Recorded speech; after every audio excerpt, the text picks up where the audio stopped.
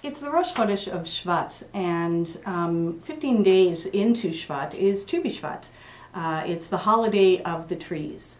It's really not the holiday of the trees. I want to be really careful about that. It's the holiday of the 15th of Shevat. And what happens on that day, we believe, is that all of the things that grow from the earth are being judged by God as to what does the year ahead of them, what lies in store for the year ahead. Just as we are judged on Rosh Hashanah, this is the new year of everything that grows, the trees and everything that grows from the earth.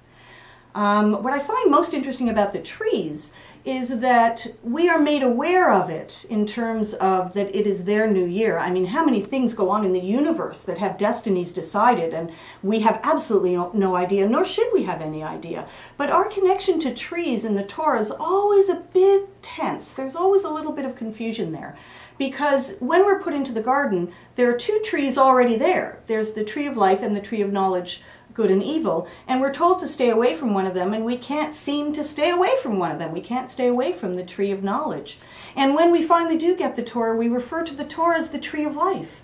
We have this very tense relationship with trees in the sense that on the one hand, we got into enormous trouble because of the presence of a tree. And on another hand, we're connecting our Torah to the tree of life.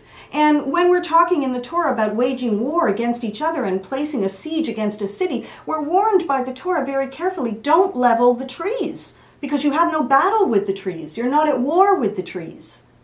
Which always leads me to think, why did we think we were at war? And again, it brings us back to this idea that if we're not at war with the trees, then we can't be cutting them down in order to siege a city because we're at war with the people. That the trees have a right to be here.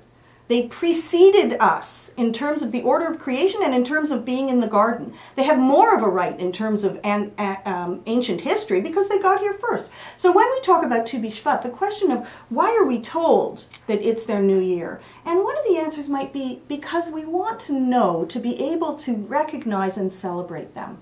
This tense relationship that we always have with them. We need the wood to live our lives, to have paper. We can't function in society without paper. So in order to get it, we're going to go and we're going to cut down those trees. And then we're going to make sure to plant a new tree because we want to make sure to have trees so that we can cut them down in the future. It's as if the only thing we ever think about with trees is, ooh, when can we cut them down and make wonderful new things out of them? And the Torah is saying, well, back it up for a minute, rein it in. They have a right to be here regardless of how they serve you. And you should take a day and remember that. Take a day and celebrate the fact of their positioning and your positioning in the world so that maybe just for one day you kind of reorient yourselves a little bit.